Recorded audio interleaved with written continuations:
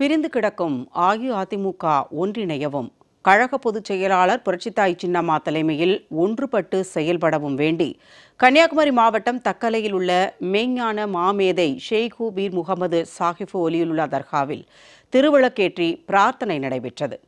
அஇஅதிமுக பிளவுபட்டு உள்ளதால் நடந்து முடிந்த நாடாளுமன்ற தேர்தலில் பெரும் பின்னடைவை சந்திக்க நேரிட்டது. இதனால் அதிர்ச்சிக்குள்ளான தொண்டர்கள் கழகத்தை தொடர் தோல்வியிலிருந்து காப்பாற்றவும் கழகத்தை தலைமை ஏற்று வழி நடத்தவும் அஇஅதிமுக பொதுச் செயலாளர் புரட்சித்தாய் சின்னம்மாவுக்கு அழைப்பு விடுத்து தமிழகம் முழுவதும் சுவரொட்டிகளை ஒட்டி வருகின்றனர்.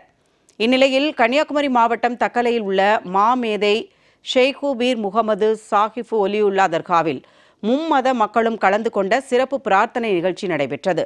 வழக்கறிஞர் கிரைஸ்ட் மில்லர் தலைமையில் திருவிளக்கேற்றி நடைபெற்ற இந்த சிறப்பு பிரார்த்தனையில் ஏராளமானோர் கலந்து கொண்டு அஇஅதிமுகவுக்கு சின்னம்மா தலைமையேற்க வேண்டும் என பிரார்த்தனை செய்தனர்.